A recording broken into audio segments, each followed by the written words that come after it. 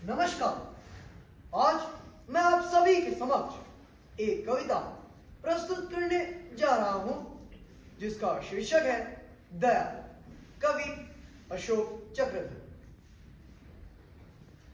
धूप में होती है कितनी लाचारी, ये दिखाने के लिए एक भिखारी लॉन की घास खाने लगा, मालकिन में ममता जगाने लगा।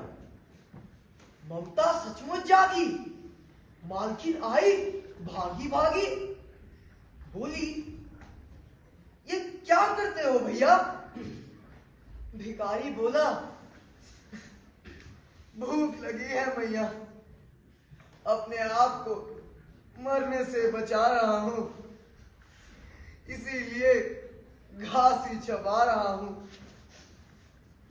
मालकिन ने अपनी आवाज में मिश्री घोली और ममतामयी स्वर में बोली, कुछ भी हो भैया, ये घास मत खाओ, आओ मेरे साथ अंदर आओ।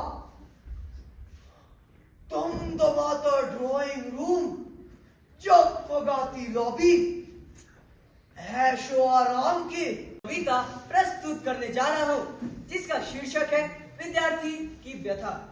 और इस कविता के कवि का नाम है राम वृक्ष।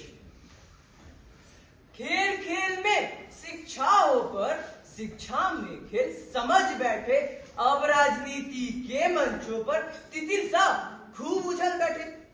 ना इन्हें परा तेरी रोजी का, ना दुनिया ना रोटी का, ना दर्द दवाई खर्चे का, शादी बेटी या बेटे का। कोई रिक्शा घीचे सड़कों पर, कोई सब्जी बेचे सड़कों पर। माँ बाप के सपने अब कौन सुने, वो कह डालते लड़कों पर।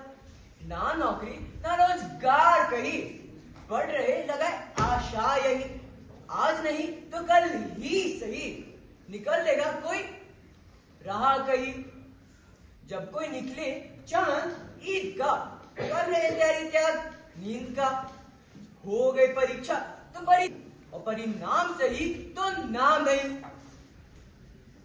अब तो पेपर का यह हाल हुआ, सुन सुन कर जी बेहाल हुआ।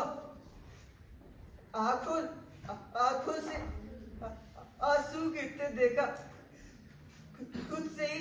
नमस्कार, आज मैं आप सभी के सामने एक कविता प्रस्तुत करने जा रहा हूं। इसका शीर्षक है जूते। एक मामूली जूते पर पड़ा 5000 का प्राइस टैग देखकर मेरा मन चकराया। हमने दुकानदार को अपने पास बुलाया।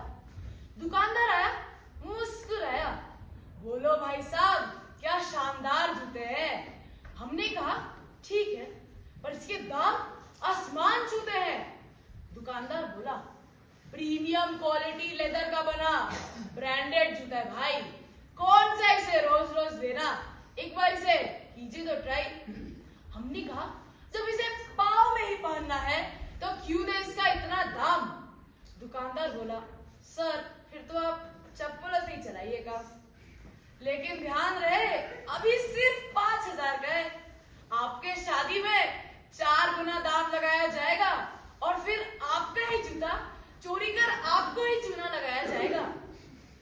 थोड़ा सीरियस होके हमने कहा मान्यवर हमें इन शादी रस्मों के चक्कर में न उलझाइए, सीधा सीधा इन जूतों के सही दाम लगाइए। दुकानदार एक जोड़ी जूता हाथ में उठाया, हमें दिखाया और बड़े गर्व से बताया जूते बहुमुखी गुणों की खान है, अफसर बाबू चपरासी।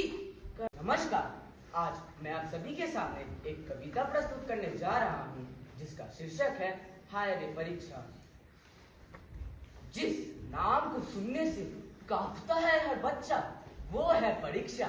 परीक्षा का पेपर हाथ में आते ही इतना डर लगता है कि अच्छा नहीं किया तो घर पर पिटना तो पक्का है। 3 घंटे में करने होते लगभग 40 सवाल, एक भी छूटा तो घर पर होता है बवाल। रिजल्ट के एक दिन पहले रात को नींद नहीं आती है। अच्छा नंबर पाने के लिए बस भगवान की याद आती है। रखते हैं विद्यार्थी भगवान का व्रत। फेल होने पे लगता होगा दंडिस नृत्य, पास होने पे मिलता है शानदार इनाम, मुख से निकलता है थैंक यू भगवान। फिर आती है अगली कक्षा, तब भी मुख से निकलता है हाय रे परीक्षा, हाय रे परीक्षा। धन्यवाद।